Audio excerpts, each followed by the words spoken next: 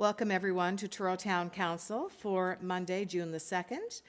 Before we go into our public hearing and public meeting today, there's two items that I wanted to mention.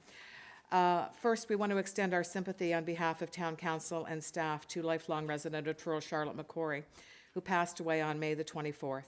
She was active in many organizations and fundraising endeavors for decades, with the arts, heritage, and selflessly giving of her time and financial support to make life better in our community. Charlotte was the first recipient on May 8th of Truro's 150 milestone anniversary award for her good works. An amazing woman who has left a lasting imprint on our town. Charlotte McCory will be dearly missed by all who knew her, including me. Secondly, we're very pleased that one of our staff members has received a very important award. This past weekend at the Federation of Canadian Municipalities Conference in Ottawa, the International Mike Badham Award was presented to an individual whose contribution has gone above and beyond in terms of innovation, creativity, engagement, and leadership. This international award was presented to our valued town employee staff member, Edwina Renault, for her dedicated work with the Cambodian delegation, particularly pertaining to women in local government, in conjunction with our partnership with Middlesex, Ontario. When the Cambodian delegation visited, Edwina's commitment to excellence was evident. The respect she earned during her time working with Cambodian delegation here and in Cambodia was evident to all of us. Edwina educated us in the customs of Cambodian people. She knew the language and made sure they would feel comfortable and respected on Nova Scotian soil. Her attention to detail made the Cambodian delegates' visit truly memorable. This is a very important award, and Edwina is a most deserving recipient. All of us are so proud of her for being recognized for her exceptional work on the international level. Edwina, would you come up and show your award, and we have a little something for you.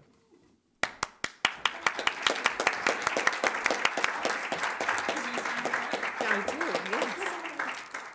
Oh, thank you. For you? Very nice. Oh, no, okay, we'll come over here. Okay, who am I signing for? Right here. Don't take pictures, yeah. Thank you, Mayor. There you go. Thank you so much, Edwina. We're so proud of you.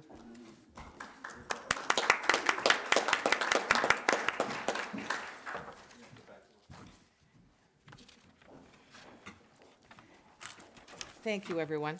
Now we're going to enter into our public hearing this afternoon. This is a public hearing for June the 2nd, 2025 for 201 Callback Street, PID number 20475240. This is a development agreement application. Is the developer here? No? Okay. Has this been advertised, Mr. Dolter?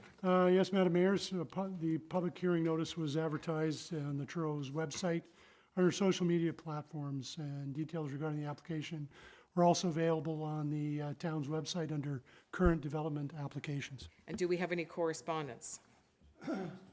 There was a letter from the Truro Planning Advisory Committee that reviewed the staff report prepared by planner Jacob McPherson, dated March 31st, 2025, during their May 5th meeting,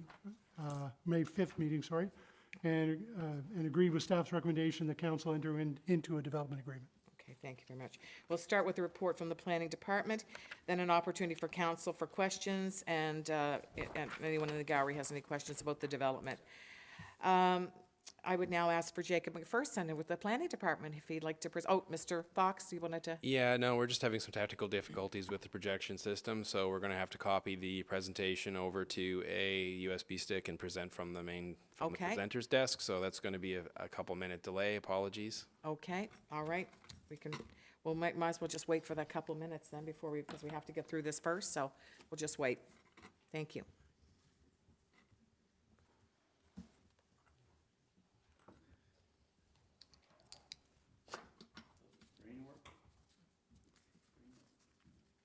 Screen will go down. There we go.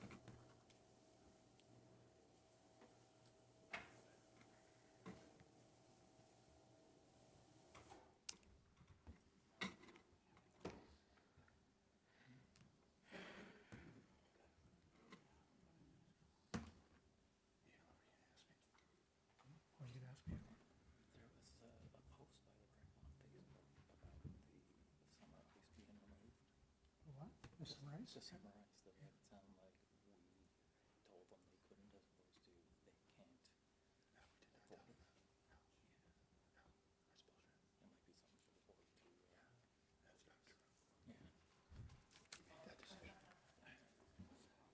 Just to summarize.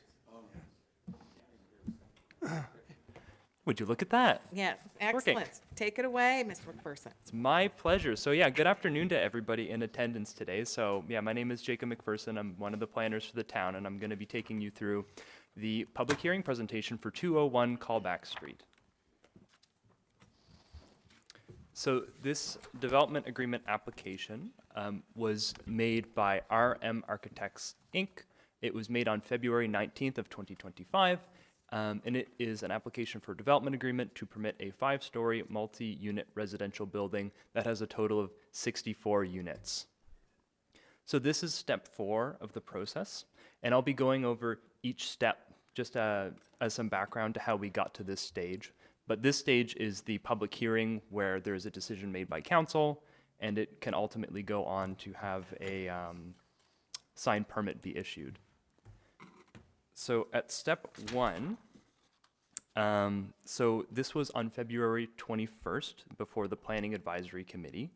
And at this stage, the committee provided some comment about the proposed landscaping, some of the vehicle parking as well as the bicycle parking.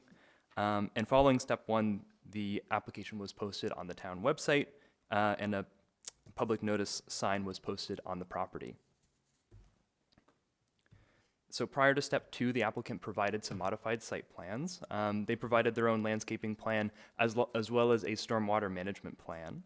And the changes that were made to this proposal addressed many of the comments made by both staff and the Planning Advisory Committee regarding the parking layout, the bicycle parking, as well as the driveway that leads down into the underground parking, which I'll show you in a rendering and a site plan soon. As well as the inclusion of 3-bedroom units. So there were 1 and 2-bedroom units. This new proposal at this stage included some 3-bedroom units. So at the step 2 meeting, which was on March 27th, the committee members emphasized the importance of the proposed landscaping. There's a proposed tree buffer zone that I'll show you. And during this stage, this is when the public mailout and the online survey were released. That brings us on to step 3, where there were some more updated designs that showed some additional detail, as well as some modifications. Renderings of the buildings were submitted at this time, as well as more floor plans and some small site details. At this stage, the applicant agreed as part of the development agreement to include a community garden. This is one of the comments that we got as a part of our request for comment from different parts of town staff. And there was also some other changes made based on the comments that were received, and I'll get into that soon enough. So alongside the request for a garden, there was also a request for a servicing plan to be provided, and these requirements have all been listed in the proposed development agreement. And finally, that brings us to stage 4. So that's our current step, and this is where the finalized concept is presented to council. So here we have the subject lands on 201 Callback Street. So just to the north of the subject lands, which are highlighted in blue here, you can see the hub apartments, which are a sort of similarly styled apartment building in this area. The property is approximately 3,170 meters squared in area and has about 38.5 meters of frontage on Callback Street. Here's an excerpt from the town's policy area map that shows the designation of this land. And its designation is an urban growth. And similarly, in the zoning map, so this is an excerpt from the town's zoning map, you can see that the property is zoned as well, urban growth. Here's a picture of the subject property, so you can see, looking in the distance are the hub apartments. So this is a view looking north along Callback Street. So that's 185 Callback Street here in the background. And this is like a wooded lot, and it's got a sort of like gravel park or driveway in through here. This is taken from the parking lot of the hub apartment building. So if you look out from the parking lot, you can see the back of the property. And so there is an existing structure here. It's a log cabin as well as a detached building, which are not included on the final site proposal. And following up, we have a rendering of the proposed apartment building. So this is looking northwest.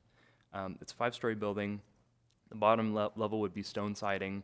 From level 2 to 3 would be cement board, and then from level 4 to 5 would be vertical metal siding. That's what the applicant has described, so it would all be non-flammable cladding.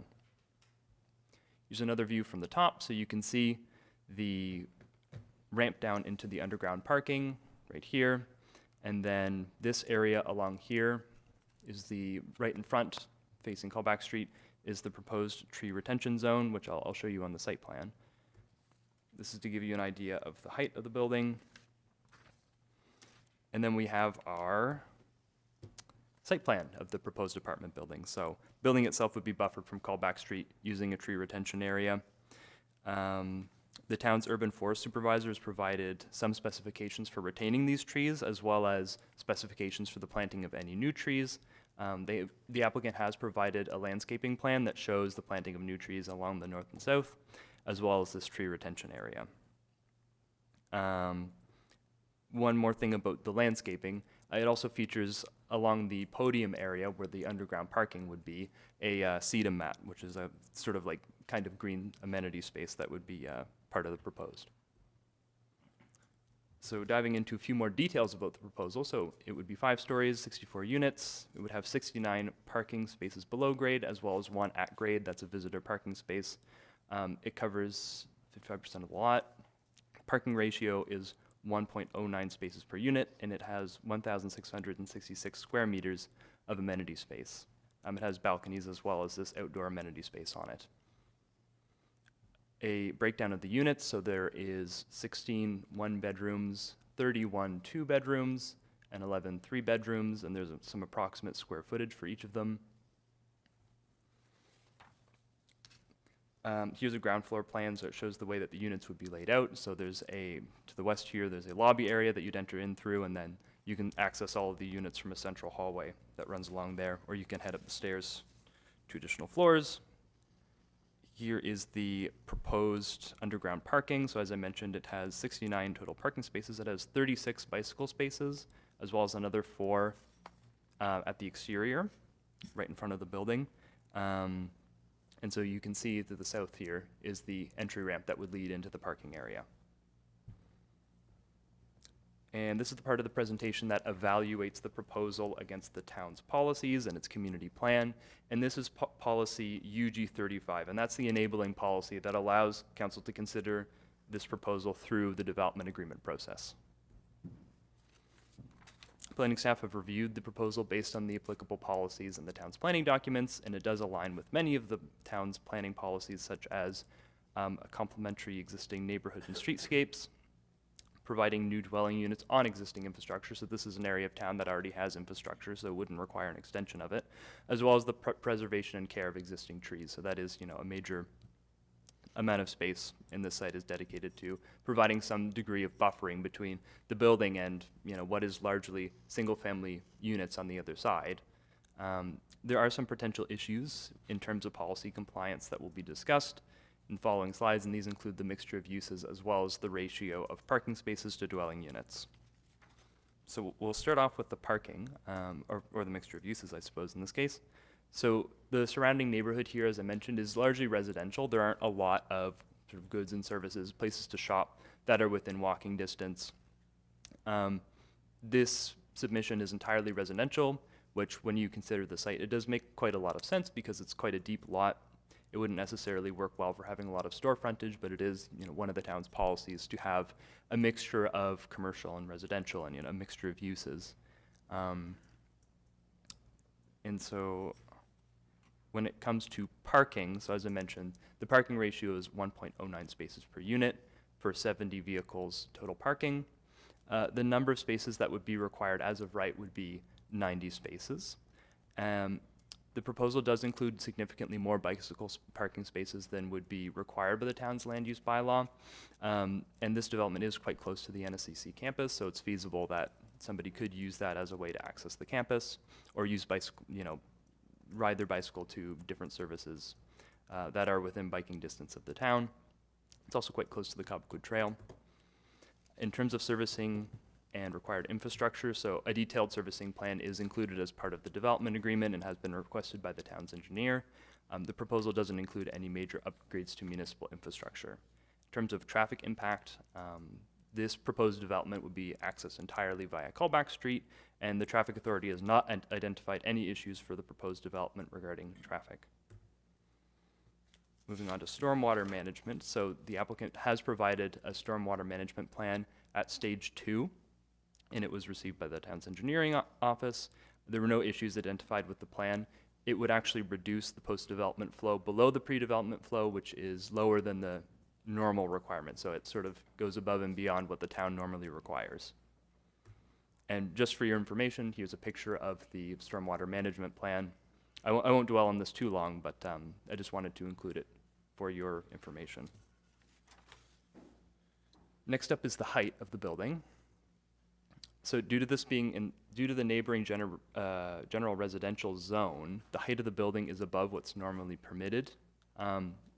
A good quality about this proposal is that some of the effect of the height is mitigated through the tree retention areas. So neighboring properties that would be much shorter have some degree of sort of visual and buffering as well as distance, since that forces the property to be further back, like the building to be further back on the lot.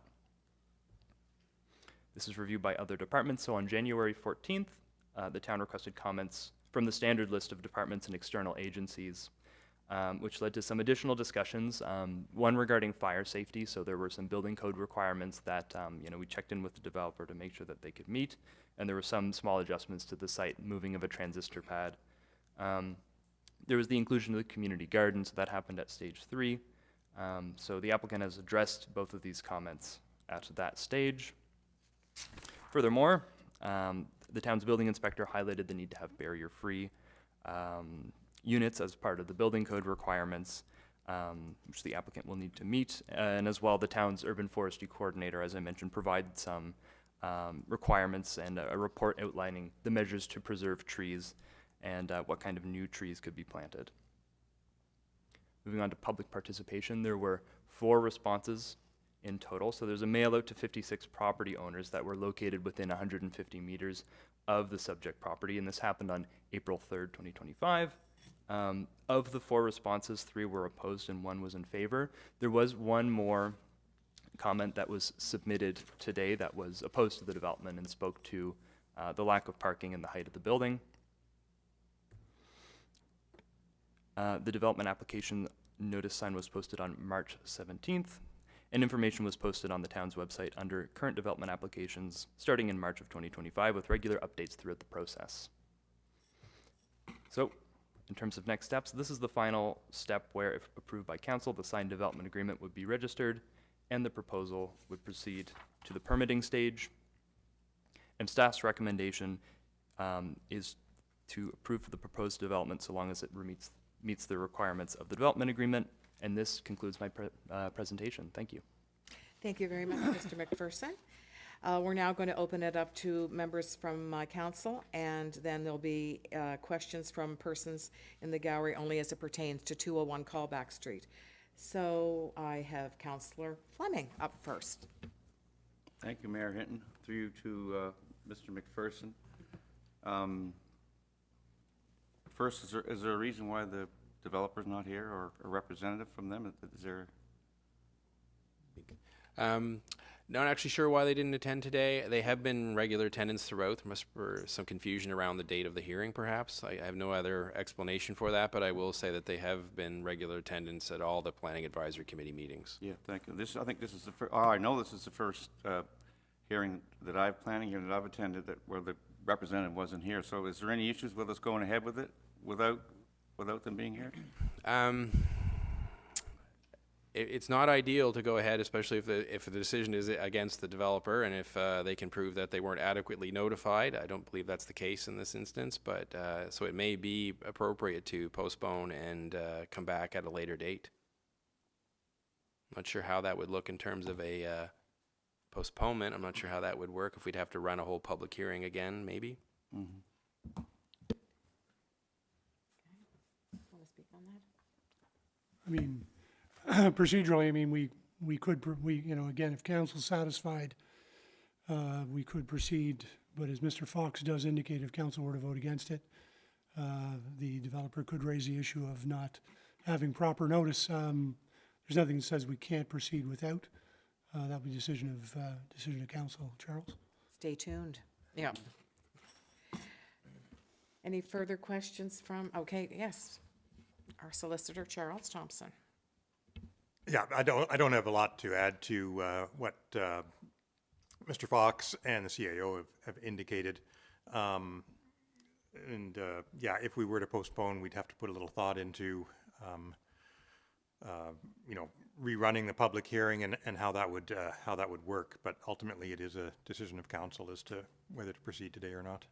Thank you very much. So I do have a couple questions, and if they can be answered by Mr. McPherson, I'm happy to proceed. Yeah, Madam Mayor, that was what I was going to say. I mean, we can proceed, and if there's questions that can't be answered by Mr. Fox, then then my recommendation would be to postpone if there's anything that can't be answered. Yeah, go ahead, Councillor Fleming. Okay, thank you. The first question is regards to greenhouse gas reduction as measures within this apartment building. Is there going to be anything like that incorporated? Not beyond landscaping, like there's no proposal to do like carbon sequestration or anything like that. that I'm Solar aware of. panels or? No, there's no solar panels included as part of the proposal. Okay, thank you. Affordable, like below market rate units? Is there going to be any of those? I'm not going to speak on behalf of the developer. Well, I Jason, speak. think I do recall from the Planning Advisory Committee meetings that there was discussion around affordable units, and I believe the financing through CMHC requires that a certain percentage be market rates. I believe that's the. Is the financing through CMHC? Yes. Well, then they'll have to be, yeah, Yeah. that's right. Thank you. Oh, that's it. Thank you. Thank you, Councillor. Deputy Mayor Thomas. Yeah, I sit on the Planning Advisory Committee, and the developer has attended all those meetings, and we had some quite rigorous discussion over this project. So as a member of the Planning Advisory Committee, I'm quite happy to proceed because we had a good go at them on a lot of issues. And so I feel as though, at least, and for those that sit on both this council and that committee, I think that they would feel, I'm not going to speak for them, but I would think they'd be satisfied in going forward, provided, as you've asked, that all the questions can be answered, right? So I have two questions or comments, a question and a comment. The comment I have has to do with ensuring that this tree retention zone is, the proper care is taken. Next door, and we talked about Hub Apartments briefly next door, there's been some damage to those trees, and Mr. Fleming, Councillor Fleming brought this to my attention, and that is because when that development took place, there wasn't the proper care given to the trees bordering the development. And it's very common when developers are doing this, and we had this discussion with the developer, how important it is to take the proper mitigation steps so that you don't harm existing trees. They cannot stand the compaction of heavy equipment, and they can't stand root pruning, or very little of it. And so the tree technician is completely aware of that. He's commented on this project, so I have complete confidence in that. But my question is to the town planner: how do we ensure that not so much the developer, but the contractor follows these? Because many contractors, according to the tree technician, are not familiar with some of these processes, and they will just kind of go ahead and then, oops, we've damaged the trees. Yeah. So I'd like some assurance to that. So I can never guarantee 100% that a contractor's not going to go, rogue on a site. That does happen. We've had experience with that in the past. What I can tell you is that the terms of the development agreement will require that there be a plan for root zone protection for the trees. And I can also put in the terms of the agreement that there's consultation that takes place pre-site work with the contractor and the town's urban forestry coordinator. Yeah, that would be absolutely excellent. Thank you for that comment. The other thing is, where's the stormwater going? Because there is that environmental zone to the rear of the property, and that's already kind of under stress when there is a large volume of water, like a storm, in which there's a lot of rainfall. that environmental zone takes a lot of water through there. So is this being drained into the callback drainage system of pipes, et cetera? I couldn't tell, but I'm interested in that. Yes, it is. The stormwater management plan has been submitted and approved by our department. They're actually reducing the amount of flow off of the property in 100-year storm from what it is today, and it will be tied into our storm pipe on callback as the property is now. Okay, thank you. Thank you very much. Okay, thank you, Deputy. Councillor McGrath? Thank you, Madam Mayor. I feel like I've been invited by Deputy Mayor to speak my piece, as I also sit on the Planning Advisory Committee. And he's 100% correct. We spoke at length with this developer. There were many great discussions. It is unfortunate that the developers are not here, because I think if there were questions from the gallery, and there are a lot of people in the gallery today, that we may, if the developer's not here to answer, we may see a postponement.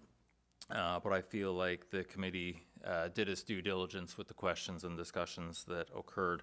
I do have some questions, though, for Mr. Fox, through you, Madam Mayor. We had discussed a update to the buildings bylaw to include a construction management plan. Would this development, if approved, be required to submit a construction management plan? To be honest, I'm not sure where the status of the construction management bylaw is at this stage. I didn't make note of that prior to the meeting. Oh. Okay. So the requirement to, I'm sorry, can you repeat the question? I think the developer just showed up, so it kind of caught me off. I do believe that, yeah, I understand you being caught off guard Yeah. there. And just about the construction management plan. So to repeat the full question, right. if this is approved today, would the developer be required to provide a construction management plan for this development? I believe what's been happening so far is that developers have been submitting them at our request. The timing of the bylaw itself, I'm not sure where we are with that, because it is a recent adoption. I'm not sure if we finalized that process or not. But we would be asking for one as part of this, and if there's no bylaw in place, I'm sure the developer could refuse. But our experience so far has been the development applications that we've asked them for, they've been submitting them. Great, thank you. And then you mentioned about the trees, and occasionally, there's no 100% guarantee that a contractor won't go rogue, I think was your phrasing. Are there any consequences when a contractor goes rogue?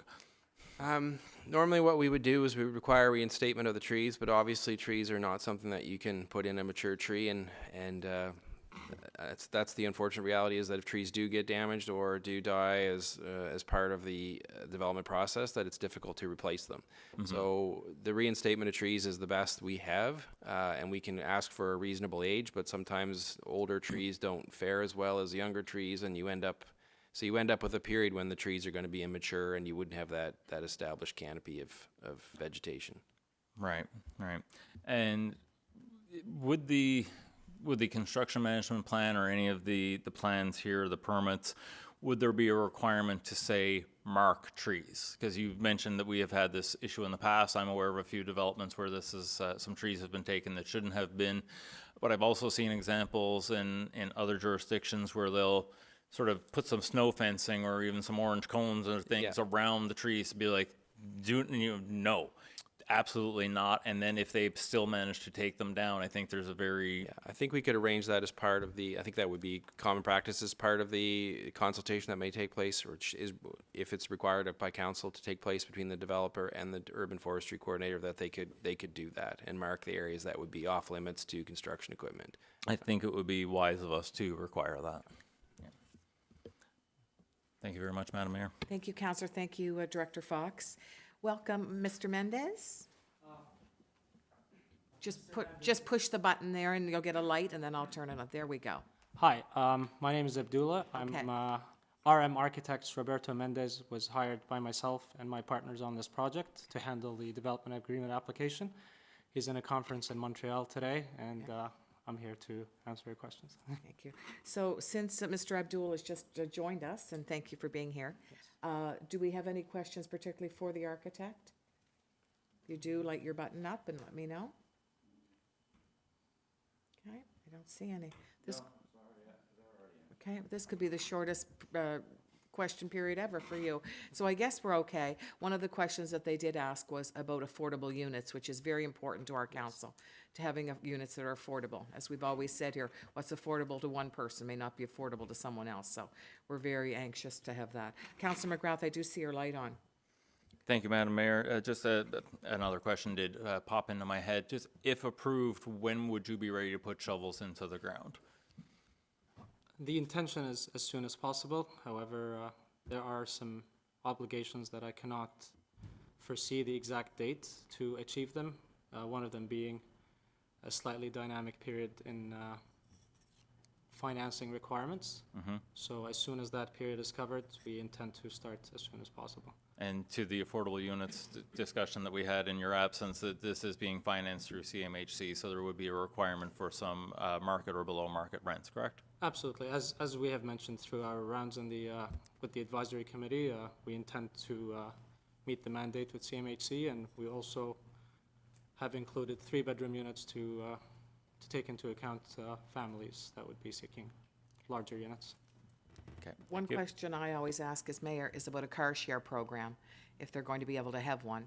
It cuts down on the carbon footprint, but it also is wonderful for people that, maybe can't afford to have all the things that come along with having a vehicle. So I'm hoping that they're going to have a car share program there for people who still want to have a car, but only on an occasional basis, so. It's actually something that Roberto had proposed in the very last meeting with the advisory committee. Our ratio is just shy of 1.2 parking spaces per unit. And one of the arguments he had proposed is exactly that, and it's something that he has put in place in Halifax, and it's a very working model. Yes. As you said, Yeah. not every tenant needs a parking spot every day, but if they're gonna go for groceries, or if they have that thing to have the access to a vehicle, Correct. is a functioning model, and we hope to adopt it there too. That's very positive. Okay, and now I'm going to open it up to the gallery. Any questions pertaining only to 201 Callback Street? If anyone would like to address any member of council or the planning department or Mr. Abdul, please let me know and come down and have a seat at where Mr. Abdul is and have a speak. Anybody is interested in that? Okay, come on down. Go.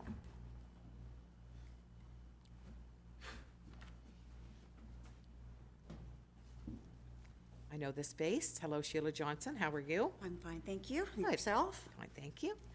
I have a residence in the apartment building next door, so when I heard that there was a survey gone out to the residents, nobody in our building got it. So I have concerns, a lot of people in that building have concerns about the building being so close to the apartments that are there. The other concern is parking. We have a large parking area in our area, and I've talked to the owner of the building, and they do not want people parking in our parking lot, and they're actually looking at ways of preventing that from happening because our residents need the parking. And so I'm really concerned about two things. The parking is one. If they can't park in there, they're gonna park on the street. There is a bus stop right there. That means people are going to be parking on both sides of the street. The street is going to be very congested. It's going to be hard to get through. And so that really concerns me. The second thing is the height of the building.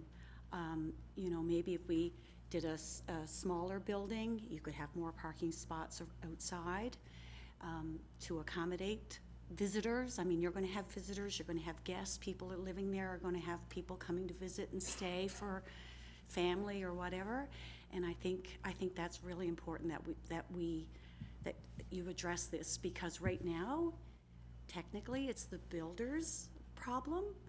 If this gets built and it's too big and you have all this parking, it now becomes your problem. So that's all I wanted to say. Thank you very much. Who would like to address that? Would you like to address that, Mr. Abdul, or would Mr. McPherson like to address that, or Mr. Fox?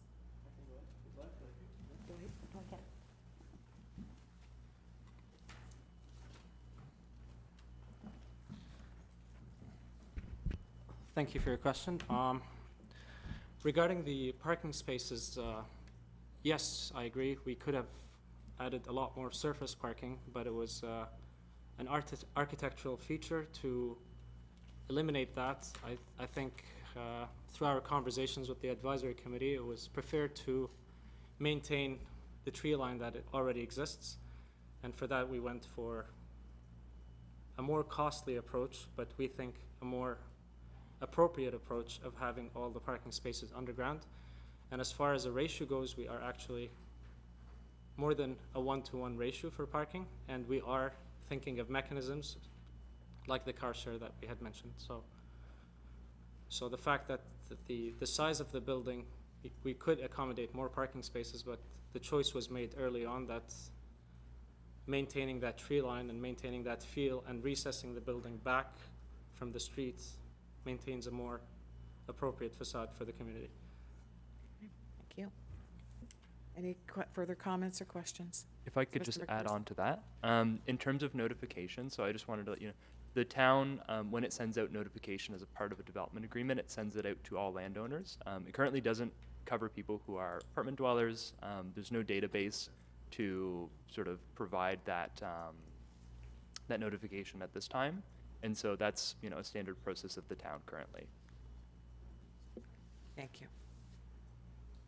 And I should just also add to that, as far as the distance this building is located and like its proximity to the property line, I think that was one of the concerns raised as well. This building's actually further back if you don't count the podium, of course, is at grade, but the building itself is actually further away from the property line than the neighboring structure on the other apartment buildings further down the hill. I'm struggling to remember the civic address of the other properties, but yes, 185 Callback Street. So this building's actually further from the property line than their buildings are, so it's maintaining a larger setback. Okay. Thank you, Director Fox. Deputy Mayor. Yes, I heard from people in the building next door, and they were concerned about their privacy, et cetera, and having a building so close. And so one of the questions I asked on the advisory committee, was it possible to plant some trees between the two buildings? And so it went to the urban forest coordinator that works for the town. They've come back with a plan for trees to be planted on the north side of the building, of the proposed building. So that will give you some sort of buffer between the two buildings as far as privacy is concerned. So, you know, I think that's a positive thing, but, you know, yeah. It was requested by some of your neighbors, and I find that this developer has been tried to be accommodating, so, yeah. Thank you, Deputy. Councillor McGrath. Thank you, Madam Mayor. Mr. Fox, I wonder if I could trouble you to repeat something that was said at the most recent PAC meeting, which, is Mr. Akwaba, is it, or is it Abdullah? Abdullah. Is that your first name or your That last is name? my first name. Last name Jawas. Jawas. Jawas, Mr. Jawas, thank you. So Mr. Jawas would not have been at that PAC meeting, but we had a fairly detailed conversation regarding the parking ratios that we've had, or that you have had and your staff have had with the developers on where that sort of sweet spot of the parking is. Because, I mean, I'm aware already that car ownership trend is declining, car ownership is expensive, and you know, those of us in the younger demographics are not buying cars, and we really had to be looking to the future. Would you be able to, and I know I may be putting you on the spot here, but go back to some of that feedback you've heard from the developers about that parking ratio? I think it was specifically, we were talking about Yonge Street at the time. Mr. Zwicker, I believe, was here, but would you be able to talk on, just because parking seems to be a very big issue and a concern? Yeah, it was a lengthy conversation, so I'm not sure which particular comment I did have on it. I do know that the general sense we're getting from the development community is that the amount of parking that we currently require is excessive, that the 1.5 spaces, which tends to be what we require in the more suburban or outside of the downtown core area, ends up with it creates a lot of excess parking, so that the general feeling is that our parking requirements are high and excessive. And if you look at the trends across the country, most places are actually getting away from, municipalities are getting away from regulating parking at all. Mm-hmm. It is something that can be driven by the market in most cases. Developers they're going to want to create apartment buildings. They want to make them rentable as possible, so they're going to provide parking if that's a demand that their tenants have. If it's not, then they will not be providing it. So that seems to be an approach that works in most jurisdictions. Yeah, basically letting the market decide. I mean, Mr. Ross wants to make a profit off this building. And parking is expensive. Would you happen to know? I don't know if this is something Mr. Menendez would know, or if you would know, but the average cost per spot of the underground parking that you're putting in. Not currently. Okay, because I know I've heard some other developers throw out numbers as low as $50,000 or as high as $100,000 per parking spot to build, and that really impacts affordability. And that's something we on this council hear a lot about, is affordability, and I think a lot of us are maybe even experiencing it ourselves. We do live here. We know what that's like. So we do want to ensure that there is sufficient parking, but we do want to avoid having excessive parking and then having all of this just land being sat there that could be housing for someone else. Thank you, Madam Mayor. Thank you, Councillor. Is there any further questions pertaining to 201 Callback Street from the gallery? No? Nothing from the council? I apologize for calling you Mr. Abdul. I thought it was, so it's Mr. Jonas, so my apologies for that. Yes. About 201 Callback? Yes, come on up.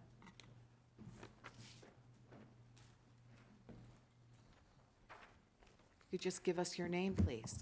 Crystal Brooks, I'm property manager for Stephen McPherson. Okay. He owns the lot next to it. I think it's lot 06. D1, the portion next to it. My only question is I see that the development sign and stuff has been up, but as for being marked off on the property, it's also over onto Mr. McPherson's property. I'm just wondering who is responsible for prematurely marking further than they should be. Can anyone respond to that? Not sure I fully understand the comment. There's orange tape on the tree line as to from the property of 201 callback, but it's also over further onto Steve McPherson's property.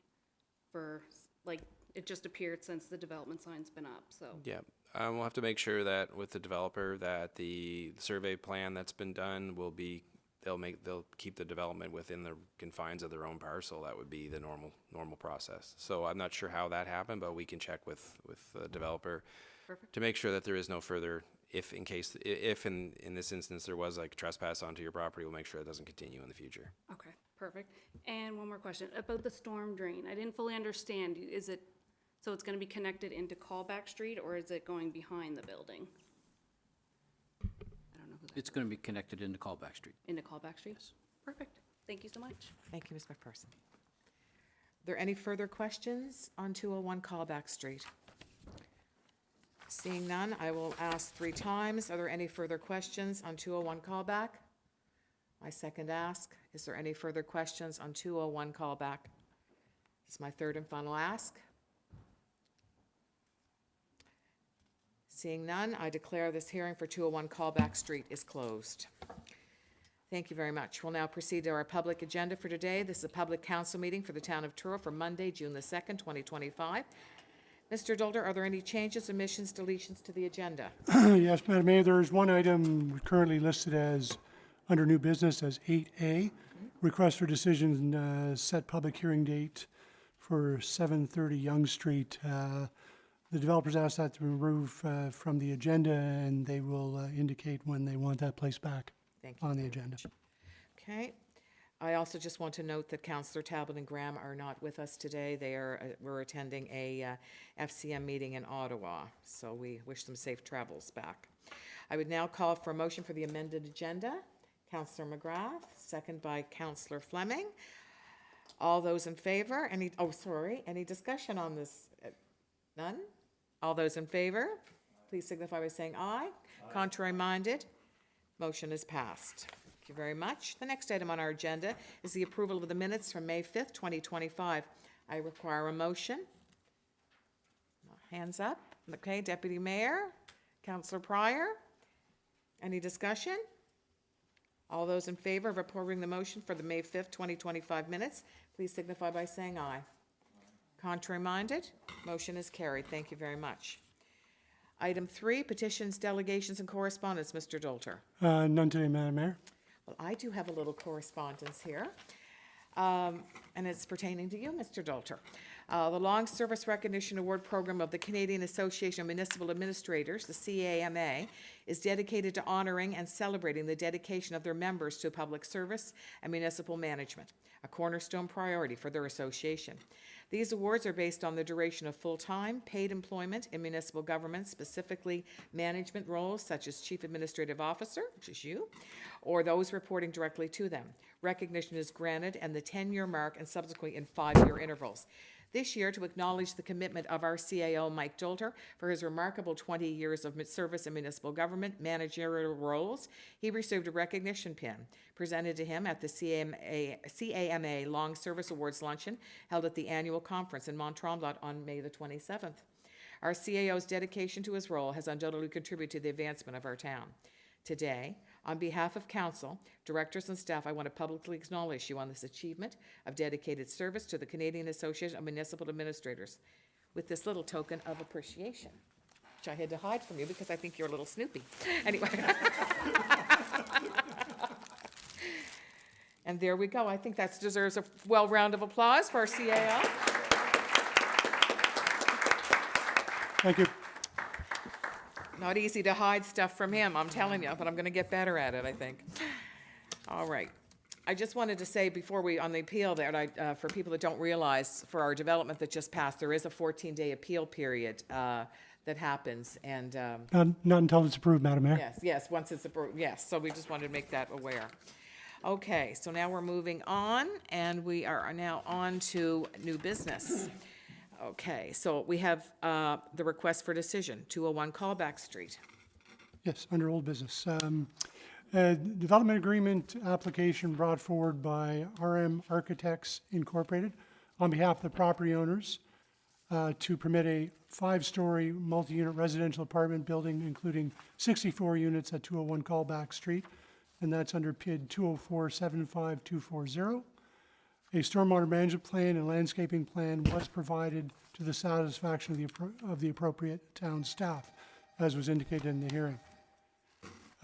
So the proposed motion is, be it resolved that council enter into a development agreement with 4649176 Nova Scotia Limited to permit a 5-story multi-unit residential apartment building with up to 64 units on lands at 201 Callback Street, PID 204-75240. Thank you very much. Council, you've heard the motion. I need a mover. Councillor McGrath, seconder. Deputy Mayor, any discussion on the motion? Seeing no discussion on the motion, I call for a vote. All those in favor, please signify by saying aye. Aye. Contrary minded? The motion is approved. There will be a 14-day appeal on this development, and we'll have to see if it's been appealed. So we'll move it from there. 14-day appeal from the day it appears in the on the social media platform. If no appeals, it will be approved. Okay. Moving on to item 4B. Request for decision, Town of Truro Strategic Plan. Mr. Dolter. Thank you, Madam Mayor. So following the municipal election in October 2024, the newly elected town council, in collaboration with town senior staff, began the process of developing a strategic plan to guide the municipality from 2025 to 2028. In January 2025, a series of strategic planning sessions were held between council and senior staff facilitated by Jacques Dubé of JD Strategy. These sessions provided the foundation for identifying key priorities and outcomes for the community. Building on the outcomes of these meetings, senior staff worked to refine the specific actions under each strategic priority and establish clear timelines for implementation. The draft strategic plan was presented to council at the Committee of the Whole meeting on May 22nd, 2025, and is being brought forward today for council's approval. If approved, the 2025 to 2028 strategic plan will be published on the Town of Truro's website and shared through the town's social media channels. To ensure transparency and accountability, progress updates will be provided to the community on a biannual basis. So, Madam Mayor, the proposed motion is be it resolved that Town Council approve the Town of Truro 2025 to 2028 strategic plan as presented, and a copy of that plan is in Council's package just as for further review. Thank you very much, Mr. Dolter. I would now call for a mover. Okay. Councillor Fleming and Councillor McGrath as a seconder. Is there any questions on the motion? Questions on the motion? Okay. All those in favor, please say aye. Contrary minded? The motion is passed. And I want to thank everyone for their work on the strategic plan, and those sessions were very informative, and with Mr. Dubé, as we can all agree. Correct, Mr. Dolter? Correct, Madam Mayor. Yes. Item 4C, request for decision, new deed transfer bylaw, a tax bylaw, the second reading, Mr. Dolter. Thank you, Madam Mayor. So during the budget deliberations, there have been discussions about raising the deed transfer tax, or the DTT. From the current rate of 1% to 1.5%, the DTT applies to all transfers of property in the town, subject to very few exceptions, and is paid by every buyer on a property at the time of the purchase, based on the sale price of the property being transferred. The current DTT rate is 1%. As established in 2009 when it was increased from 0.5%. The increased rate is to become effective on June 15th, 2025. The increase to the DTT is budgeted to bring in an additional $300,000 in revenue to the town to be used to offset the increased costs of providing services. The DTT must be set by bylaw. The proposed bylaw would repeal the existing DTT bylaw and implement the new rate of 1.5%. So, Madam Mayor, the proposed motion is be it resolved the council approve and adopt the new deed transfer tax bylaw as set out in the attached document. Again, that's attached for council's review on the changes that were made. Thank you, Mr. Dolter. I have a feeling there'll be some discussion, so before we can have that, I need a mover. Councillor McGrath, and a seconder. Councillor Pryor. Discussion, Council. Councillor McGrath. Thank you, Madam Mayor. Mr. Dolter, you mentioned that this applies at the sale of any property. What about gifts? If I were a parent and I had a child and I was going to be moving into a home, say, and I wanted to gift the home to a child, would they also have to pay a deed transfer tax, and how would that be calculated? Thank you, Councillor. That is a solicitor question. And here it comes. No, gifts are not subject to deed transfer tax. So the transfer tax applies to the sale price. So if there's no sale price, then there's no deed transfer tax payable. Perfect. Thank you, sir. Thank you, Solicitor Thompson. Any further questions? Councillor Fleming. Thank you, Mayor Hinton. I'm not going to support the motion. We pay 1% now, 1.5%. I know the county and a lot of other constituencies have 1.5%, but with our tax rate the way it is, I believe people are paying enough. And with the financial position of the town right now, I don't see the extra $300,000 going to make a big difference on our bottom line. So I just going to vote against it because I think things are the money coming in sufficient now, and I don't want to put any more burden on people that want to move into our town. Thank you. Okay, Deputy Mayor Thomas.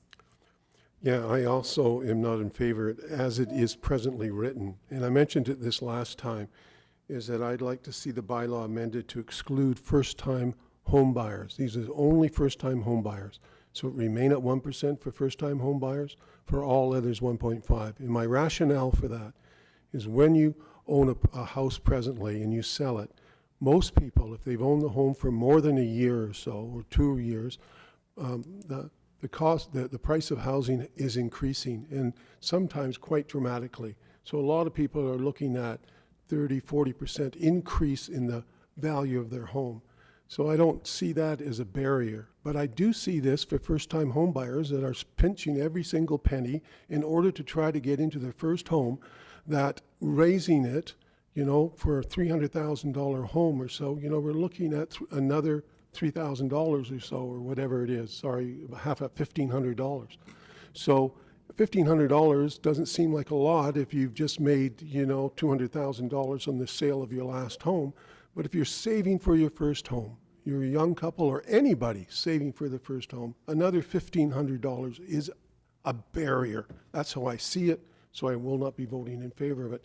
If the bylaw was amended to exclude those first-time home buyers, I would absolutely vote for it. Madam Mayor, if I could, as with many things of the Municipal Government Act in Nova Scotia when it comes to taxation, we don't have that flexibility. Again, That's unfortunate. like property tax, we can only set one rate, and similar with deed transfer tax, it's the rate applies to everybody with very few exceptions. Thank you for that response. Thank you. Thank you very much for your comments. All appreciated. Okay, now we're going to call for the vote. All those in favor? I'm going to have to say I'm in favor because when we met, we budgeted for that. As much as I fight every year to keep taxes not increased, this is one time I'm going to have to say I didn't want it to be increased for residents now. Unfortunately, this is a difficult decision for me. All those opposed? Okay, Jim and Councilor McGrath, how are you voting? I voted for that. Yeah. You voted? Three in favor, 2 opposed. 3 in favor, so motion is approved. Okay.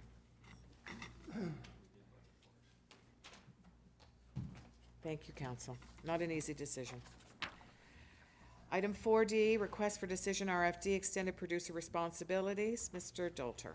Thank you, Madam Mayor. So, as the extended producer responsibility system has been enacted and circular materials has been selected by the producers for the collection of the two recycle streams of our 4-stream curbside collection program, Council is being asked to approve opting in to the circular materials collection.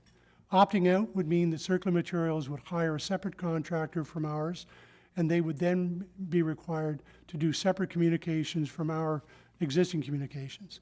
Opting in would mean that circular materials pays the town to recycle collection, which ensures the recycle collection will be collected by the town's contracted curbside collection contractor and would provide cohesive communications for all curbside collection for our residents. So in a sense, the communications protocols would not change from what currently exist.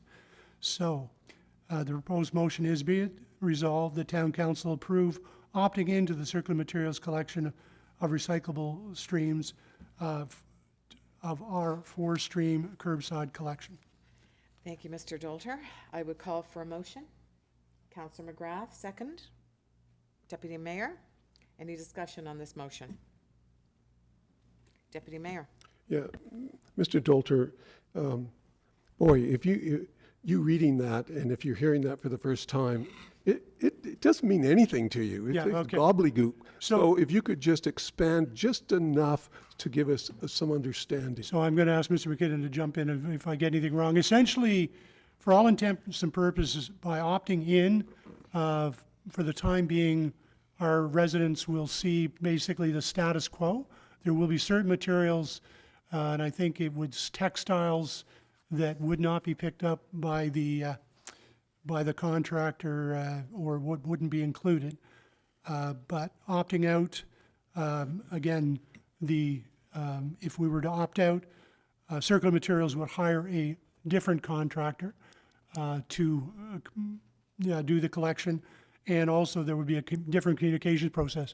So instead of calling the line that you currently called, you would have to call somewhere different, which we felt would be disruptive to a lot of the residents, and they would not know who to call.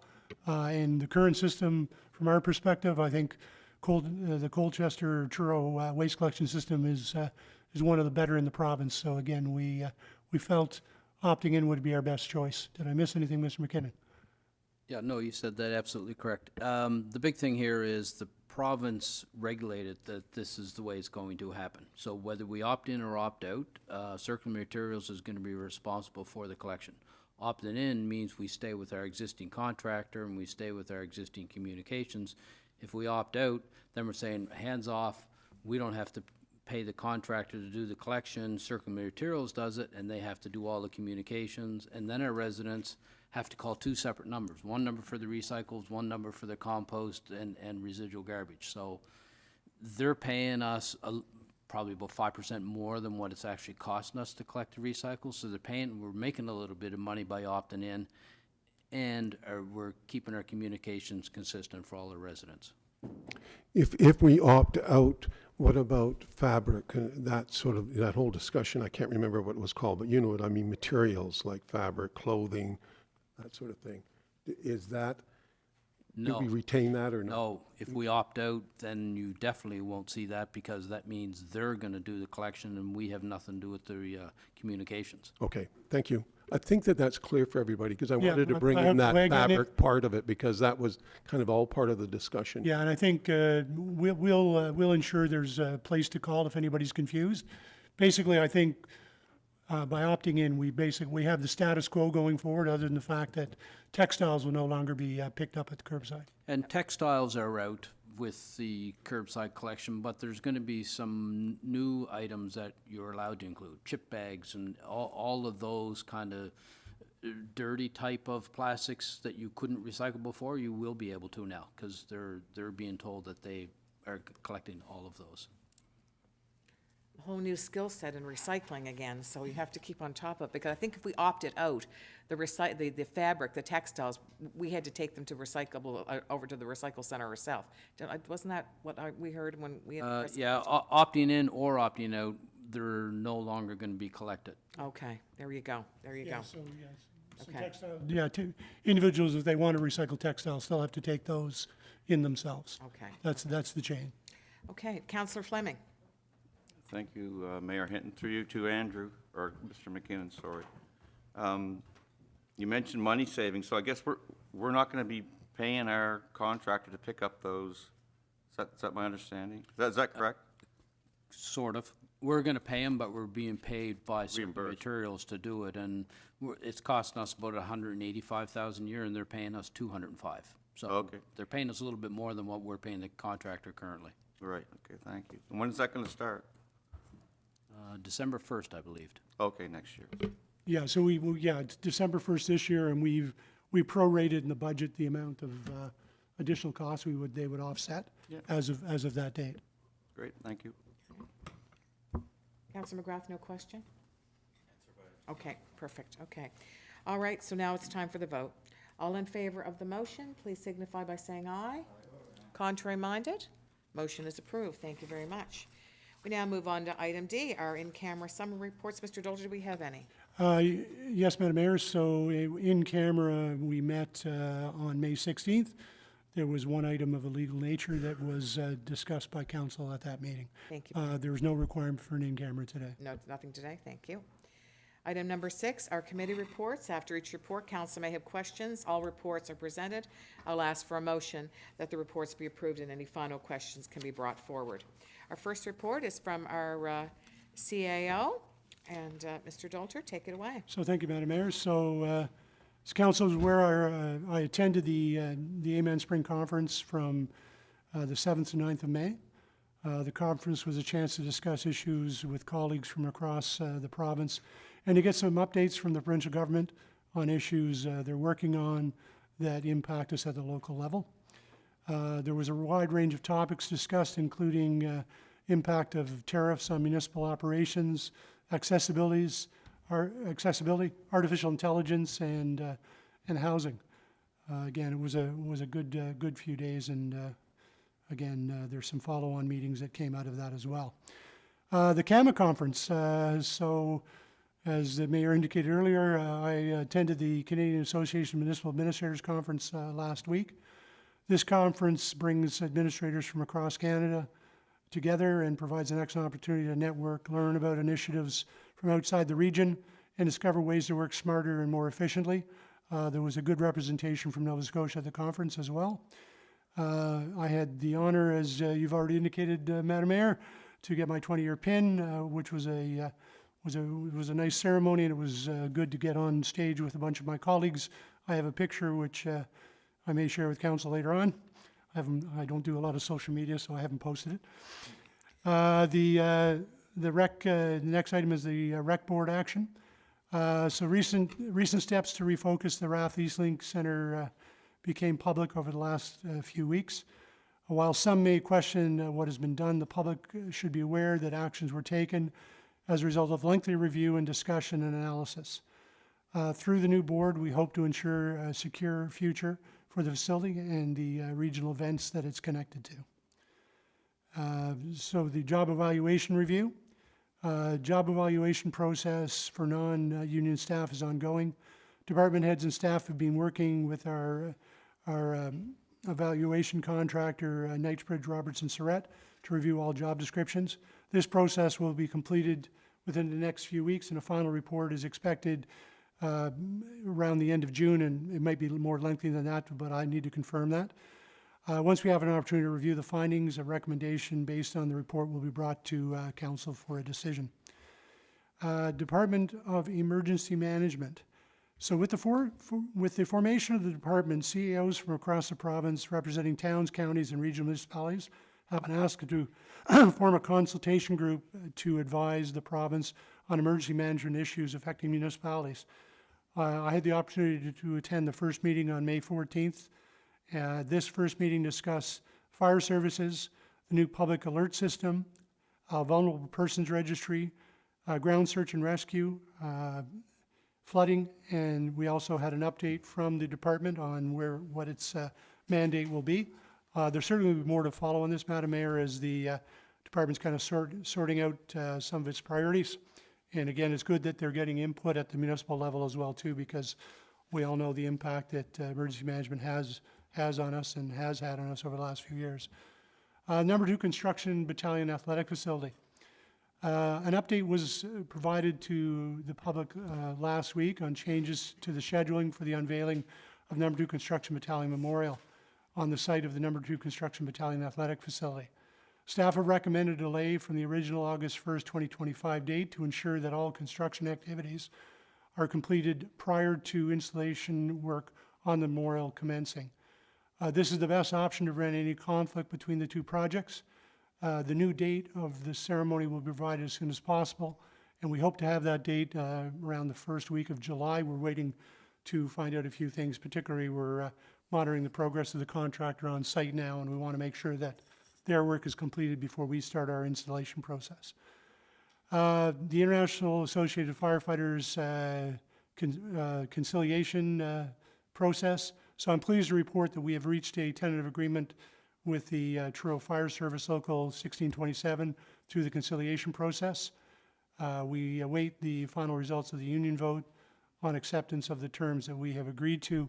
So again, I haven't got final word on that, and we are waiting for them to have their vote. But again, that is good news, and negotiations, I think, for the most part, went better than I expected in the conciliation. I didn't expect us to get there, but we did. Ford and Roby Street Park. On May 23rd, 2023, the plaque honoring the African Nova Scotian female educators and Vera Kleik, who was the organist for the Zion Baptist Church for many years, were formally unveiled on the park site. Even though the weather was not the best, it did not dampen the enthusiasm of those in attendance that marked this significant recognition project that came to be through the cooperation of the town and the Halifax Women's Historical Society. This project has taken over 4 years to complete because of the pandemic. And again, we do want to really take our hats off to the society for their diligence and their efforts to fund a large part of the project. Town staff will be completing the remaining elements of the installation in the next few months.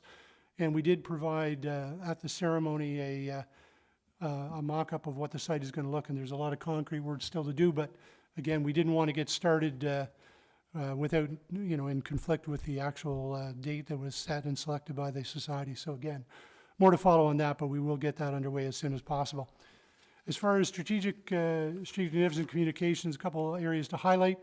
The equity and anti-racism strategy, the final report is expected to be delivered in June. Again, we're awaiting that. Public transportation. So as council is aware and the public is aware, the town and county have been developing a regional public transportation feasibility plan. There have been some surveys that have opened to the public. The first closed on April 22nd, and the second one closed during May on May 22nd. And the consultant will be finalizing the consultation and work to provide a draft report in the near future. I'll get a date on that as soon as we can on when we hope to see that. And again, I know some of the concerns on the callback site was about us not having public transportation, but again, we are looking to remedy that situation. The Regional Tourism Strategic Plan implementation. So following Council's approval of Regional Strategic Tourism Plan, the Truro Colchester region for the Truro Colchester region in March, staff have been working to develop a short-term implementation plan, which will be reviewed by the Executive Committee. The Executive Committee, which comprises one council member from each of the 4 partners, Truro, Colchester, Stewiacke, and Millbrook, met on April 17th and May 15th to discuss the short-term implementation and the establishment of the society. Once the MOU has been approved by the 4 councils, a call for applications for board members of the society will be made. A marketing firm has been contracted to provide marketing or promotion of the region for tourism purposes from June to October 2025. So I do believe there was a draft of the call for those interested to sit on the committee. So again, that's a great start. And again, there's some great work has happened there, and that the levy will fund.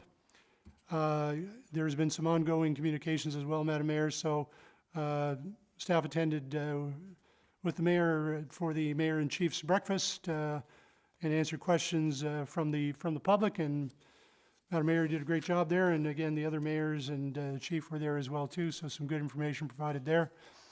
And then the other thing was the public statement that we did put out on the governance transition for the society, for the Rec Board Society. So again, that was one of the other items. And then there's a number of other social media communications that went out during the month, which are listed there for council's review. Again, we have been fairly active on social media, making sure public continues to be updated on things going on with the town. That is my report, Madam Mayor. Respectfully submitted. Thank you very much. Very detailed. I appreciate it. And I, again, just want to congratulate you on your CAMA recognition. And, you know, I love a good photo, so I can't wait to see that picture. We were all there for, a lot of us were there for the Women's Historical Society. Shelley McLean was honored as well, and the only living recipient from those amazing women. Shelley's a good friend, and I was honored to be able to see her there and to see her recognized for her her contributions to education for what seems like forever. She's amazing. But what I wanted to ask you, Mr. Dolter, is on that site, what exactly did we provide for that site? Well, the base of monuments are on. The town installed that. We've also put in the society paid for what will be one of the lights and also the fencing that was put in there. Right. So we're going to provide the rest of the amenities, which will be the concrete pad that will surround the current monument, sidewalks leading into the site, and we're also providing benches as well in the area. So those are permanent, the steel benches that are in other areas of the town as well. So again, and then we'll complete all the rest of the landscaping that's required there. I think there are a couple of trees that are going to be added to the site as well. So again, you know, that's the focus, and make sure that it's ready to go. And hopefully that'll be done I'm hoping before the end of July, everything will be in place and ready to go. Good for the town. Good. Councillor McGrath? Thank you, Madam Mayor. Mr. Dolther, I'm looking for an update on the pigeon situation at the library. I don't see anything in that report, and I don't want that to be forgotten about. Do we have an update on that, sir? We are still discussing with Department of Natural Resources and Renewables that right now that seems to be the issue. We're consulting with an expert on chimney swifts. That's the biggest concern right now that the department's bringing up, and again, we don't have a resolution as of yet. Do we have an expected date or time when that resolution may be provided to us? No, because we have been pushing the department now. We haven't got an answer back. I will check up on that and have a report back for the July meeting and probably give council an indication before then. We we may post an update for the public as well as soon as we have something. Okay, and this is through the province. Is it worth reaching out to Minister Ritchie to try to advocate on our behalf as well? We can do that. That's up to council. I think we're working well at the staff level on it. It's just that trying to get someone to give us a definitive answer on what will work on the pigeons and not harm the chimney swifts has been difficult. And that's a challenge with the products that are available. Again, nobody can give any specific assurances that the chimney swifts won't be impacted, and that's we want to avoid any harms there. Obviously, nothing's as easy as we would like it to be. Regarding the number 2 construction battalion athletic facility, I know council received an update recently. I'm just wondering if we have an expected date of substantial completion or grand opening for that facility.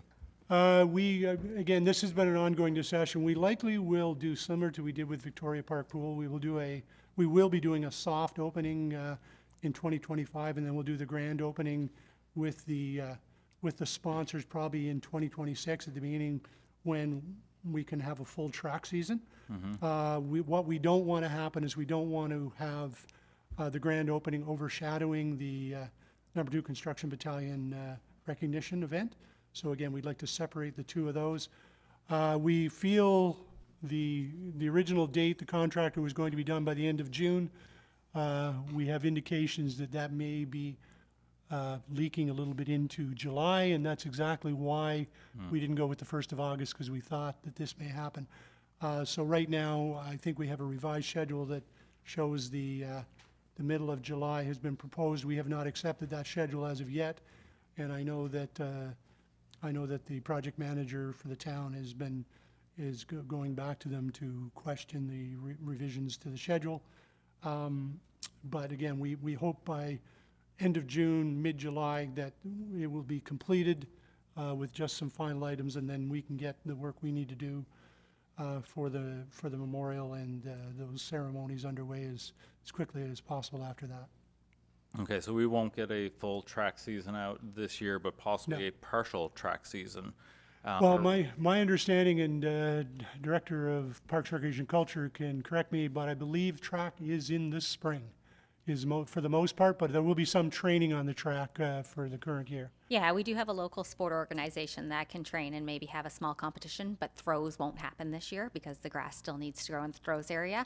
So the field and the actual track will be usable, but not where there is natural grass. Yeah, and that's one of the things. We had the choice of putting sods in, but in order to maintain the budget as close as we can, we chose to have it seeded, and that will take, as the ball field was.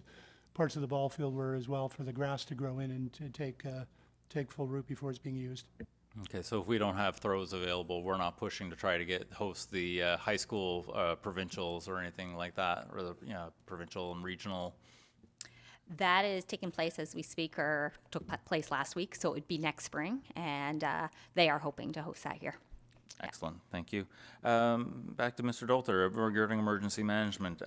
Do we have an update on the Victoria Park access from the Camden and Harmony area with regards to clearing one of those fire roads to get fire suppression access? I'm going to go back to the Director of Parks, Recreation, and Culture. I think that's a project that the Urban Forest Coordinator had. Yeah, that's something that we are looking at. He has received a few quotes.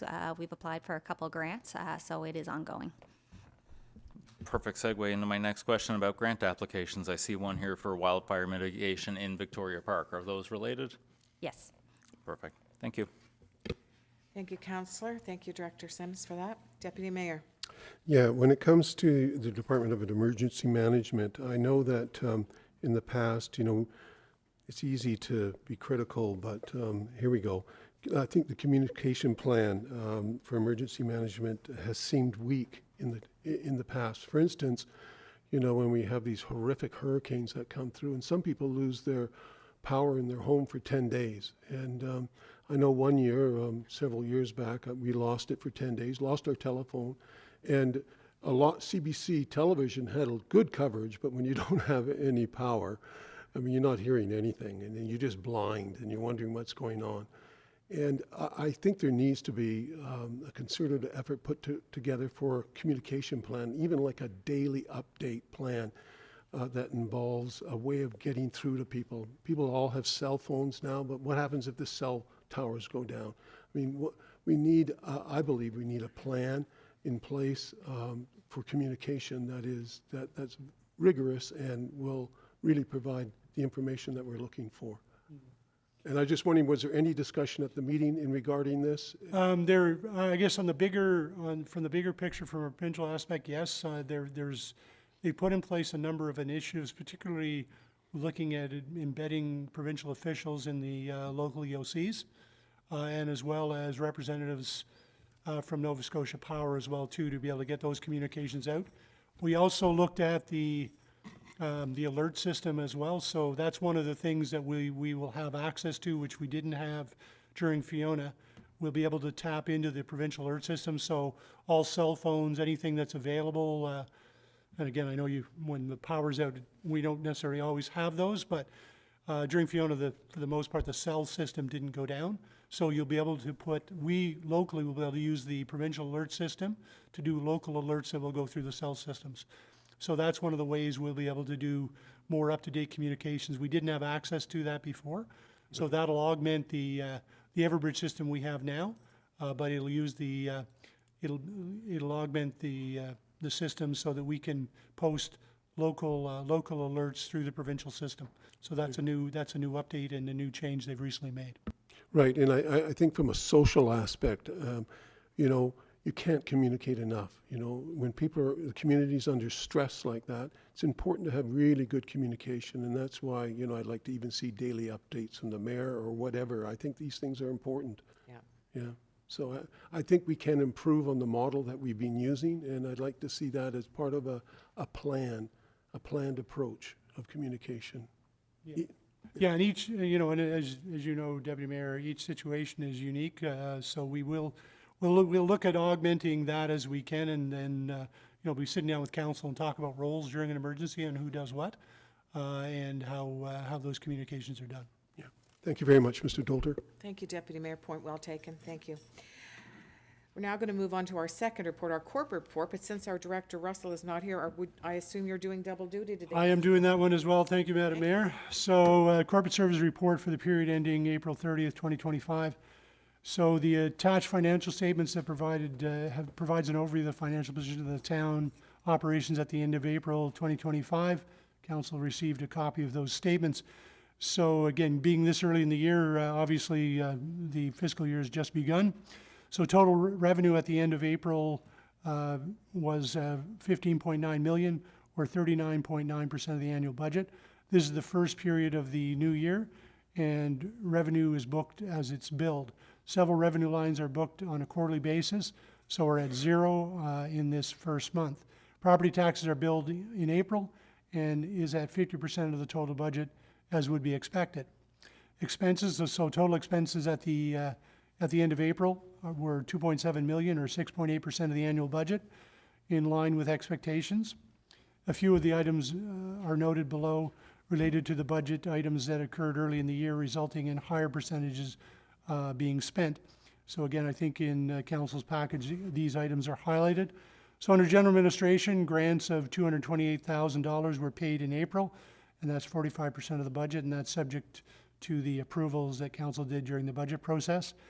Professional fees are at 19% of the budget, driven by insurance renewals and the quarterly payment of the PVSC assessment services. Corporate services, information technology is at 16.7%, driven by computer replacements that were done early in the year. Excuse me.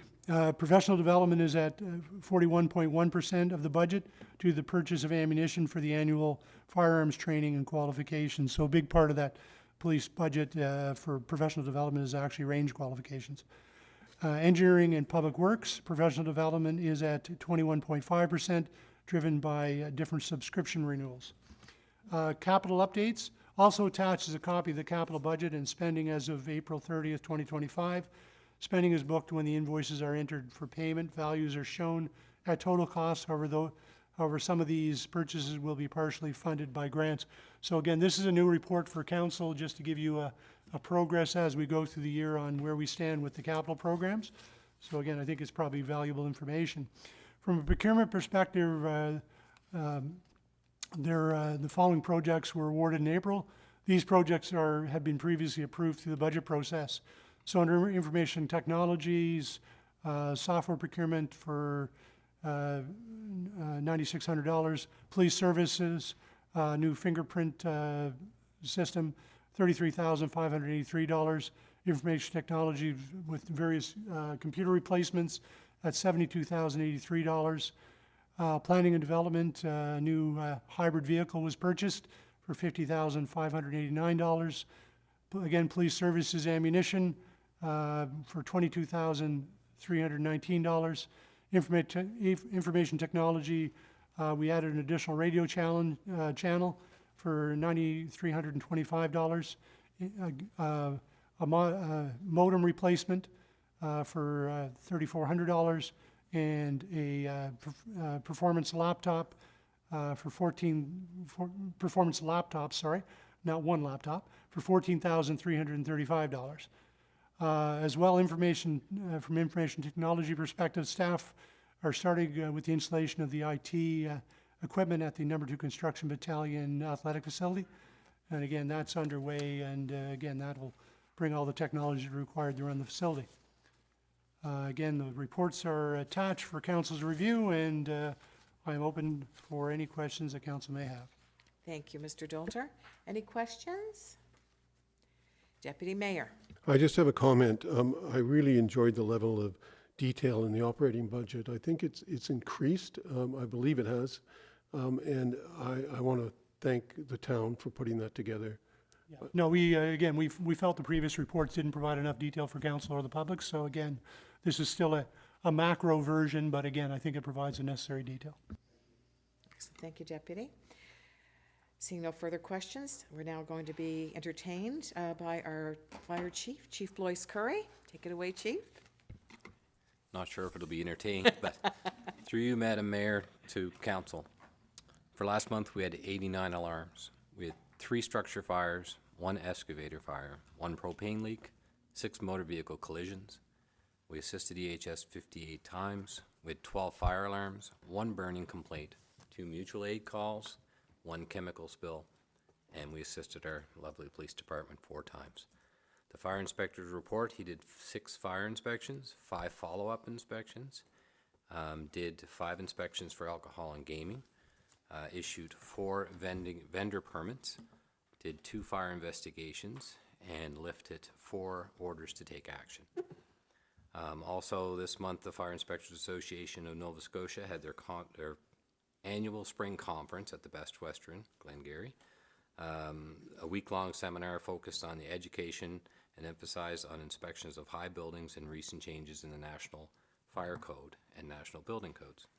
Firefighter training for the month was Victoria Park familiarization, and we did some weekend pump training with Bible Hill. Respectfully submitted. Thank you, Chief. Any questions, Council? Chief? Councillor McGrath? Thank you, Madam Mayor, and thank you, Chief, for your report. A little concerned about the high number of EHS assists, but I'm not going to dive too much into that. My question is more around the single burning complaint, and I'm glad there is only 1. But we are under a province-wide burn ban now, are we not? Depending on the location that you're in, we're not on a burn ban completely. Okay. But I do recommend, if you're going to burn, to check every day or check before you burn. For instance, on Friday there was a burn ban. On Saturday you could burn after 2. So currently check with the province on their website to find out if you can burn that day or not. Okay, so check with the province, check before you burn, and check with you to see if the permits are required. Right. And we do have a burn bylaw within the town too, so if you have any questions about your site or if you're going to be doing any burning at home, you're more than welcome to stop into the department, talk to our fire inspector, and he'll even go up to your place and inspect your site for you. Excellent information to have. And then if anybody is doing illegal burning, I understand that is still a $25,000 fine from the province? Yes, it is. Perfect. Thank you, Chief. Thank you. As I mentioned in my monthly mayor's video, absolutely no campfires in Victoria Park or smoking, so. Thank you, Chief. Thank you very much. Next is our Planning and Development Report. Director Fox. Thank you, Madam Mayor. So this is the Planning Development Report for May 2025. So planning projects, naturalized lawn care policy or lawn policy regulations.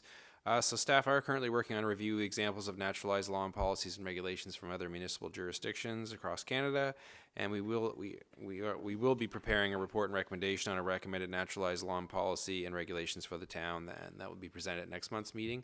They're actually prepared now. We just didn't have a chance to finalize them in time for this meeting, but we're getting to the final details on those.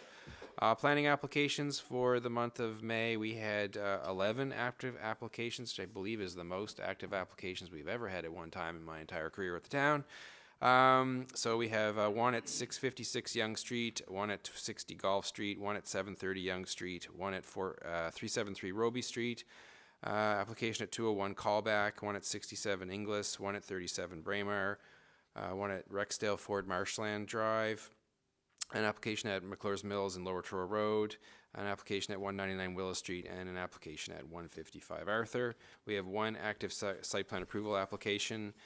For building statistics for the month of May 2024, we were at $19,485,571.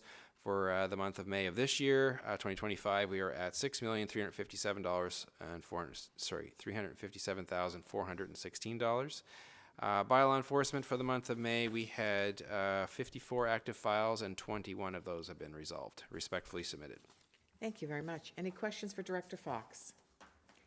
Deputy Mayor. Yeah, I just have one, Mr. Fox, concerning the Stanfield project. There's a lot of interest about that particular project, and there was talk about it maybe starting this year, and I just was wondering, I know it's quite a complex project, and there's several buildings and there's several stages, but the initial stage, as my understanding, would be on Queen Street, and I'm just wondering how that's proceeding. Right. So there's essentially two phases to the development. The first phase would be the Queen Street portion of the development, which was, I think it's around 220 units. I can't quite remember the exact number. That was a 6-story building on Queen Street, connected by a 5-story sort of podium, which would then connect to an 11-story building closer to the existing factory. That development is expected to break ground next month, last I had heard. I have a request for an update from the developer in. The development agreement hasn't at this time been signed, but we are waiting for finalized subdivision plan to reflect the necessary boundary changes to the property lines to enable the new development to take place. And I believe there was one more detail that we, trying to think of the other aspect of the development application that I was gonna provide an update on, but that's all I can recall at this time, but that's where we are at this moment in the proposal. Yeah, you know, this project, part of this project is the development of the, along the river there, which gives the town of Truro a very much needed kind of waterfront feel to it. And so I think there's a lot of people very interested in seeing this project go forward. Yeah, thank you. Oh, I think I recall what else I was going to comment on, was that we're at about 80, I think they have permit application in to the town, and they're about 80% of the drawings that are required to be submitted as part of that application. We're still waiting on a few finalized details of the construction drawings. Thank you, Director Fox. Thank you, Deputy. Councillor McGrath. Thank you, Madam Mayor, and thank you, Mr. Fox, for your report. Just looking at the long list of development applications, I do see a few here that have not yet arrived at Planning Advisory Committee. I do want to ask a little bit about 67 Inglis, because that one had been at the committee and then had been withdrawn. Are we expecting that to come forward again, or is that development? Yeah, I think they went. Away? They had the developer in that case had requested that at the final moment before it was going to go back to step 3 at the planning advisory, I believe, or public hearing. Sorry, it was going to go to a public hearing of council, and then they had withdrew their application. I think some of the pricing came back higher than they had anticipated, so they went back for redesign. Mm-hmm. They have indicated as their intention to proceed with a smaller development with more surface parking. As I believe was what they're working on, but I haven't heard back from them in probably 2 months at this point. Okay, thank you. And then the natural lawn policy, I noticed you said that it's sort of ready but not ready. Will council get a copy of that sometime before the next meeting, or do we have to wait until July to see some of that? Those I could details? certainly circulate it in advance. It would be, the plan was to include it as part of your council package for next month's meeting, but I could certainly circulate that probably within the week. If it's available, that would be appreciated. And then finally, the affordable housing framework. I noticed that is not on this report. Where are we at with that affordable housing framework? As I recall, last time we discussed this, we were going to push for the mayor or council to reach out to county council to see where we were, if we could get something moving. Did that happen, and did it work?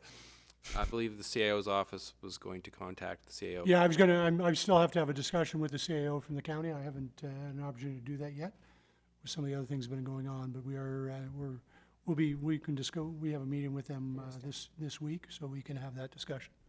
Excellent, thank you. Great. Thank you, Councillor. Chief McNeil is away, so we are happy to have Inspector Bruce Lake with us today, who's going to provide us with the report. Inspector. Thank you, Madam Mayor. So the Truro Police Service monthly report for May 2025, the total traffic collisions were 20. Provincial traffic offenses, 187 with 24 check stops. With bylaw, noise and animal complaints, that sort of thing, there was 9. Impaired investigations, 4. There was 0 for the Controlled Drugs and Substances Act. Provincial non-traffic, 114. Mental health and well-being, a total of 57. Court order violations or fail to comply says 27, crimes against persons 11, assaults 14, a total of 41 thefts.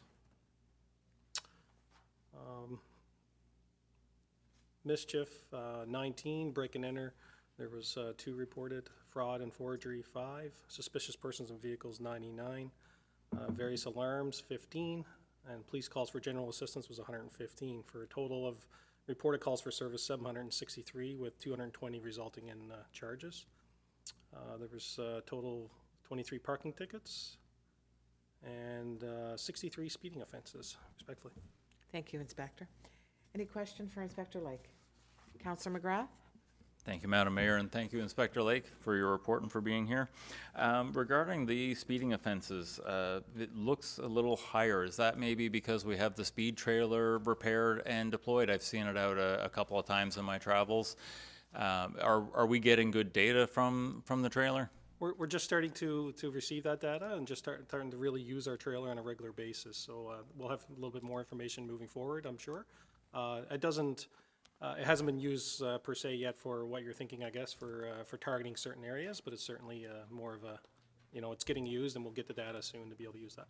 Okay. Is there any way that the trailer can be camouflaged a little bit more? Because I saw it out there one time, and I said, oh, I'm just going to stand here and look, because I've seen this happen before whenever a speed trap has been laid, and I look a few hundred meters down the road, and I watch the front bumpers dip as people see the trailer and go, oh, and hit the brakes. Is there a way to, I mean, it's a scientific phenomenon. If you are observing a subject, then the behavior changes under observation. Sure. So being able to observe as unobtrusively as possible, I guess, would be best, is what I'm trying to get at. To get a clearer picture, truer data, of what we're seeing. So the attempt would be to set the trailer up in a location that it picks up the speed fairly quickly. It's not a covert, instrument in that sense. Obviously, it is there for a deterrent and just for the public's awareness and knowledge. But it does pick up the speed usually prior to that dip in the nose. So we still get the correct data. Okay, so I might be getting a little bit off track here, but do you get that data of like, oh, here's something that's approaching, and we see that the vehicle has slowed down? Do we have that level of data? I'll have to look a little deeper into that. I'm somewhat familiar with it because I helped set it up. So it does have some capability of different reporting mechanisms, but it's very, I guess it is adjustable. So that's something we can look at for sure. Perfect. Thank you, sir. I drove by one this morning, so I wasn't speeding either, so I just want to say that. Thank you very much, Inspector. I'm glad you're with us today. Our next report is for our Public Works report. Director McKinnon, would you please give your report? Yes, thank you, Madam Mayor. Public Works monthly report for the month of May.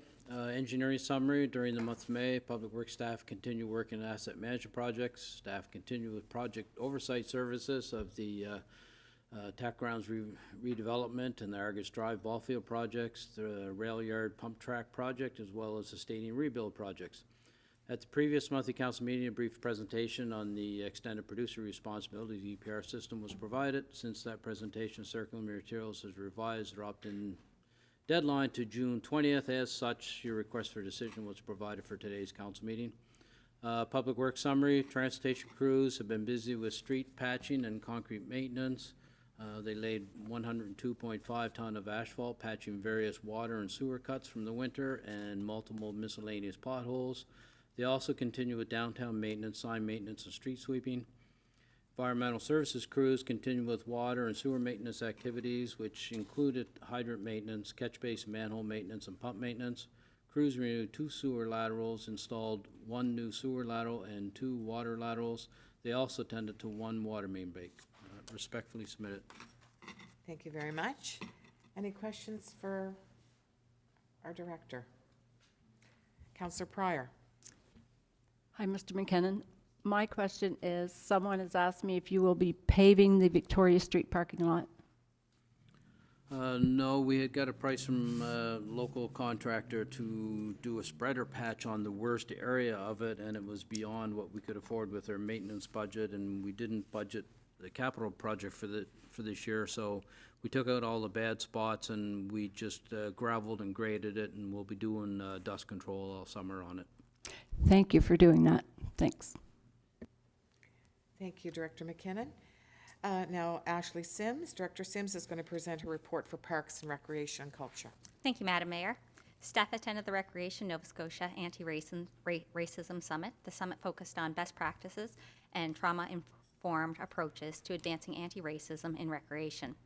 The goal of the event was to build a network of informed and resilient leaders who are equipped to lead meaningful anti-racism efforts within their organizations. Spring cleanup, seasonal maintenance, and sport field preparations are currently underway across our parks and open spaces. Due to provincial burning restrictions, we'd like to remind residents that open fires, campfires, and smoking are not permitted in Victoria Park and all other Town of Truro parks and green spaces. Unauthorized campsites and/or fires should be reported directly to the department. In the event of an emergency, please call 911 immediately. As the summer sports season begins, our fields and green spaces are in high demand. We kindly remind the public that these areas are designated smoke-free zones. Our annual tree planting program has begun. To date, 87 trees have been planted on town-owned property. Many of the new trees are equipped with watering bags, which help sustain them during their first year of establishment. Training for the treatment of the hemlock woolly adelgid will occur during the first week of June. Treatment days are scheduled for Wednesday and Thursdays throughout June, with additional sessions planned for September through October 15th. Treatments will take place in the lower park, with the ravine area being the top priority. The Victoria Park pool is scheduled to open to the public at the end of June. In celebration of Truro's 150th anniversary, residents can take advantage of an early bird special, a family season pass for $150, available until June 5th. Community drop-in programs continue, and planning is underway for a full season of summer programs and special events. For full program details, please visit the town's website. In May, we celebrated Nova Scotia Walk Day and Make Your Move Day with guided community walks promoting physical activity and healthy lifestyles. The summer equipment loan program is now in operation. Equipment is available for pickup on a first-come, first-served basis each Thursday and Friday. To reserve adaptive equipment, please call the Douglas Street Recreation Center. In partnership with the Lemonade Stand Society, we participated in Access Awareness Week. This initiative highlights the experience of individuals living with disabilities. As part of the week's activities, our adaptive equipment loan program was showcased at an in-person event where attendees could try out equipment firsthand. Looking ahead, the Town of Truro will host a kickoff to Canada Day celebration on June 30th this year. Based on community feedback, the annual concert and fireworks have been moved to this date to allow more residents to participate. This change ensures families can enjoy local events on June 30th while also celebrating July 1st at the Bible Hill Rec Park, other community events, and/or private gatherings. Throughout May, the town of Truro recognized and celebrated several important community dates, including First Responders Day, Red Dress Day, Town of Truro's 150th anniversary, Arborers Day, Emergency Preparedness Week, Gaelic Nova Scotia Month, VON Week, Access Awareness Week, Nova Scotia, and National Public Works Week. Respectfully submitted. Thank you, Director Sims. Any questions for Director Sims? Councillor McGrath. Thank you, Madam Mayor. No questions, but just regarding the event with Lemonade Stand Society, I had the privilege to attend that on Saturday afternoon. It was well attended and the equipment was well received. Lots of people were able to try that out, so I thank staff for their participation in that event. Thank you. We must have missed you there, I think we came early and you might have came a little later, Councillor McGrath. Councillor Pryor and I were there as well, and they do a great job, the Lemonade Stand. I did hear that you had been there Yeah. a little bit before me, but you missed me playing wheelchair Oh, tennis. Don Cameron was there I trying to would've get me got the into photo. tennis again. But really, really fun event, and I was glad I was able to attend, and I'm sorry that I missed you and Councillor Pryor. Yeah, thank you.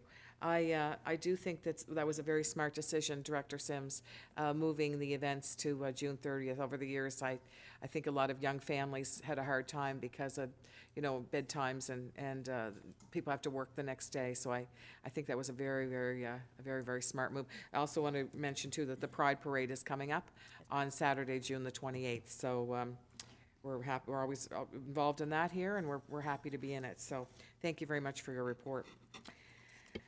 I would now call for a motion to accept all the committee reports today. Councillor Fleming, Councillor McGrath. Any discussion? Councillor McGrath? Just one quick one, Madam Mayor. We usually check to see if there are any further questions on the reports, and I did have one for Mr. McKinnon, if I may. Yes. Mr. McKinnon, you mentioned in your report that the crews have poured, I think it was 102.5 tons of asphalt since the beginning of the year. Is that correct? Just in this month. Or just in the month. I'm just curious how far a ton of asphalt goes, or even 102 tons of asphalt, because I know we have, you'll know better than I, we have a large number of, however many kilometers of roads that we maintain, and I know road widths differ throughout the town, but I'm just curious how far, sort of a per kilometer estimate, if you have it, how far does a ton of asphalt go? Just for a little bit of scope on that, in the wintertime, we have our hot asphalt recycler machine where we put last year's asphalt in it and add a rejuvenator to it. We make 1 ton, and that carries us through about half a day of patching just the real bad potholes that are around town that we can do in February and March when the asphalt plants aren't open. And it's never enough to do, excuse me, like a large sewer cut. If we dug up somebody's sewer line from the middle of the road to the edge of the road, that would usually take anywhere between 3 and 8 ton of asphalt. So just a perspective on how far a ton goes. Okay, so a ton, we don't have a sort of an estimate of, per kilometer or per 100 meters. I don't know what metric no, you because use, but it's the size of the potholes and patches are so variant. right. So there's no average available. Yeah. Okay, thank you, And, sir. and the less they use, the better, because I don't like it. I like it when you only fill in the pothole and don't start trying to get rid of a whole load of asphalt, filling every crack in the street, and then not making more mess than what we started with. So less is more. Thank you. Thank you, Councillor. Now I'm lost in my space here. I know we had a move for a seconder. Did we vote yet? I don't think we did. Okay, so all those in favor of accepting all the reports, please say aye. Aye. Reports are approved. Thank you very much. Questions by members. My favorite part. Do we have any councillors, any questions by members today? Councillor McGrath. Thank you, Madam Mayor. Not a question, but we've done a lot of acknowledgements so far today, and I would like to add to that list. Also on the weekend, I had the opportunity to be at a bench unveiling for Mr. Mike Knowlton, who's been a resident of the town and the area for about 6 or 7 years. For those who don't know, Mr. Knowlton, he has been a great community leader, and off the top of my head, just things that I know about that he's done. Heading Operation Kindness, this is something that they deliver meals to seniors at Christmas. It started a few years ago with only 50 meals being delivered. I believe they grew that to 260 this year. He's been involved with the Truro and Area Mountain Bike Association doing mountain bike clinics, the Wednesday night bikes and patios. He's worked with PRC with the Monday night hikes and the snowshoes. They've had up to 151 people attend those night hikes, and I think over 100 people at the bikes and patios. He's been involved with Bike Truro. He's been involved with the strategic tourism expansion plan. He's done leadership and nature talks in town with corporate groups. And, he was recognized on the weekend with a bench dedicated to him in Victoria Park on the trail, the Hike and Seek Trail. And I know he and some of the Bike Truro volunteers have been recognized in the Legislative House of Assembly by Minister Ritzy. And I thought it would be appropriate to mention his accomplishments here and thank him for everything he does to make Truro an area better. Thank you for that, and I think the mayor's dropped the ball here. We'll get a certificate off to Mike Nolan, and I'm certainly familiar with Operation Kindness and the good work they do, providing meals to people at Christmas time that may not have a meal, so I will definitely make sure he gets that. Thank you very much for that, Councillor. Thank you, Mayor. Now, Deputy Mayor. Yeah, and perhaps I should have brought this up, but I'm sure it's fine. This is for Miss Sims, and this has to do with Victoria Park Pool.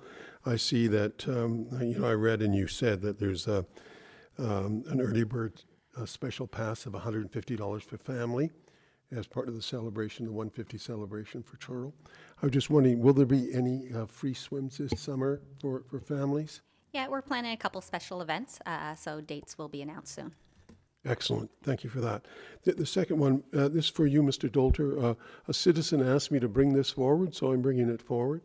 And that has to do with grass clippings on the sidewalk. A lot of people mow their sidewalks, and of course, everyone's responsible for the curbside grass that's present there. And some people mow it, and some people didn't mow during May, and so there's a lot of grass retained on some sidewalk ways, and someone asked me if I would bring this concern forward, and just wondering, is there a bylaw against that, or is it just a neighborly thing that should be done, or where are we at More with than a that? neighborly thing, if you place items on the sidewalk, it's up to you to remove them, so it's something that, if it was excessive, the bylaw officer would have to go again, and people are responsible for their yards up to the curb, Yes, so which includes the sidewalk. yes. So again, that would be an individual homeowner's responsibility. Right, to so maintain maybe the it's a neighborly thing to do, to sweep it or blow that material off the Yes, sidewalk. correct. Yeah, thank you very much. Thank you, Deputy Mayor. I just want to say, earlier today, we raised the flag for the Filipino community, which was lovely, and they sang their national anthem. It was beautiful. Last Sunday, Councillor Pryor and I, along with the Mayor for Colchester, Christine Blair, attended the Santa Cruzan event. It was very, very well attended. A packed fire hall. It was very, very special. And I did note a comment on the social media site about when the town, we had our one little event for 150, our anniversary, and they had mentioned about, getting a cupcake, just having a cupcake. What an anniversary. Well, I just want to say, we're having events all year long to celebrate our anniversary. It's not just a cupcake. But from the people who had a cupcake, it was one good cupcake. So they enjoyed it very much. So there's events all year long, so please participate in whatever you can attend to. Yeah, we do have a calendar of events, which, and I think it's being updated as the year progresses as well. So again, we'll ensure that's appropriately shown somewhere so people can, if they choose to attend an event, we'll make that public for them so they can be aware of it. Thank you, and I want to thank our staff members, Stephanie and Michaela, for being so helpful that day with the balloons and everything else, and the cupcakes. It was very, very good. Item 8 is new business. Mr. Dolder, request for decision to set the public hearing for 7:30. That's the one that's been removed? Yes, so from the 8B. agenda, and that will be coming up?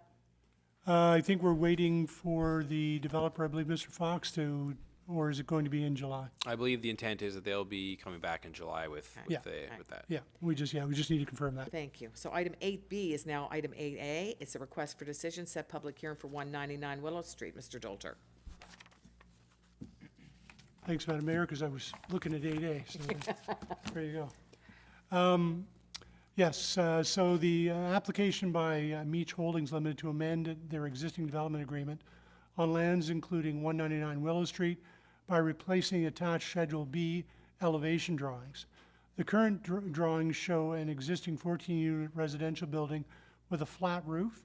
The applicant would like to amend the document by replacing these drawings with one showing a pitched gable roof. So the proposed motion, Madam Mayor, is be resolved that council set a public hearing date for July 7th, 2025 to consider amending the registered agreement, and that's document 903507020, which applies to lands at 199 Willow Street, and that's PID 201-52203, by replacing Schedule B elevation drawings.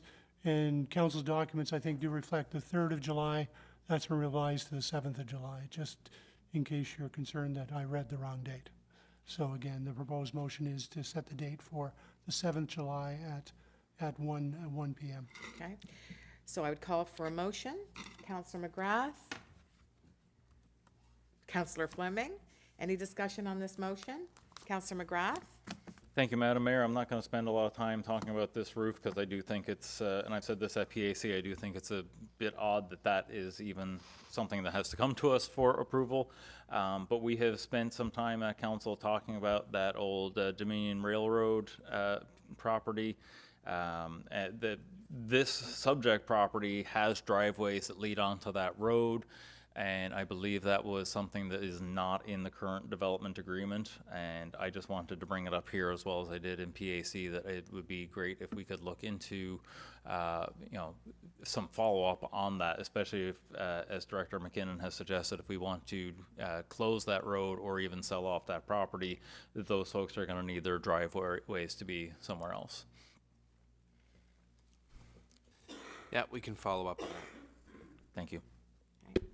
Thank you very much. Okay. A motion has been made, a motion's been seconded. Are you ready for the question? All those in favor of setting the public hearing date for 199 Willow Street, PID number 2015-2203 for July 7th, 2025 at 1 p.m., please say aye. Aye.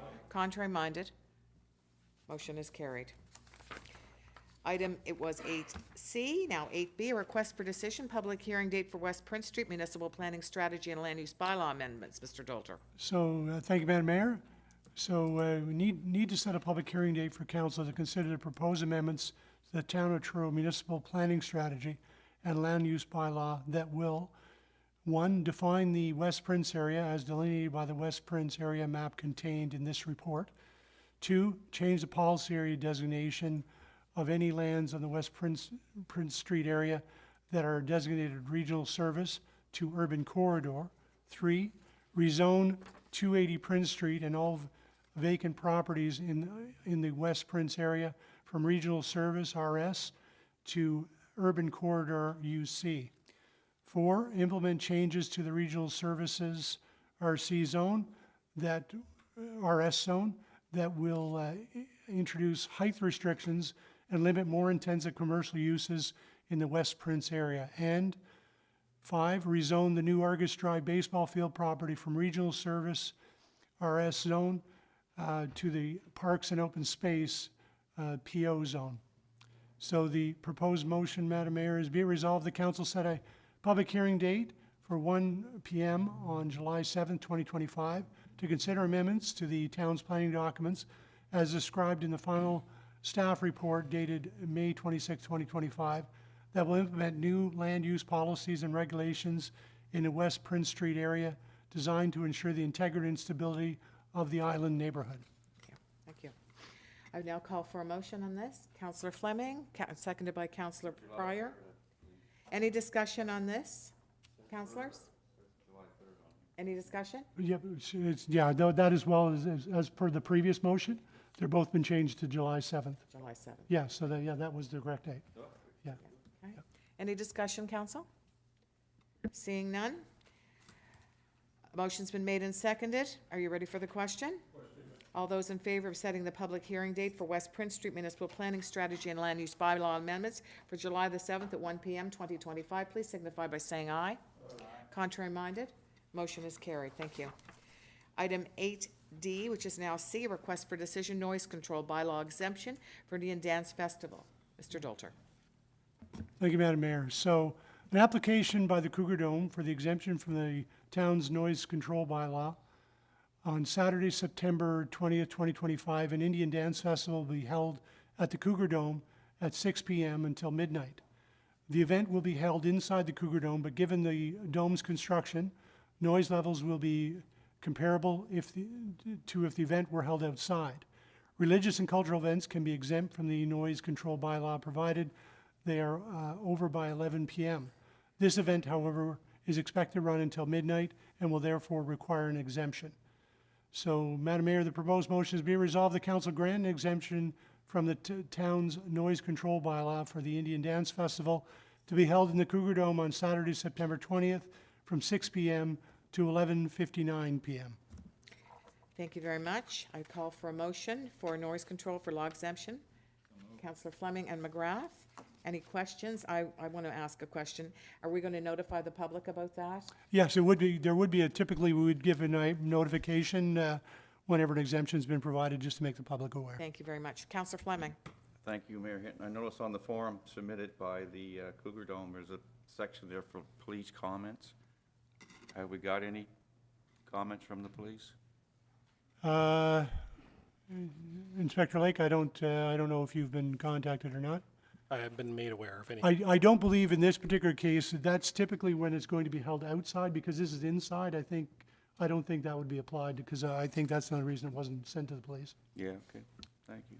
It's obvious that they'll be notified of it. Well, they'll Or be hear about notified it as well anyway. too, again, because again, we know who people are gonna call when the, after hours when noise comes in, and again, dispatch will be made fully aware of the festival going on. Thank you, council. I see no further questions. All those in favor of the motion, please signify by saying aye. Contrary motion, contrary minded? Motion is carried. Thank you very much. Very much. Okay, this now brings us to the end of our public council agenda for today. I want to thank council staff, our CIO, our solicitor, those present in the council chambers, and those watching on Eastlink or the internet. Our next public council meeting is Monday, July 7th at 1 p.m. I'd ask everyone to continue to be kind to each other and to our town. The June 2nd Truro Town Council meeting is adjourned today at 3:05 p.m. We are adjourned. Thank you, everyone.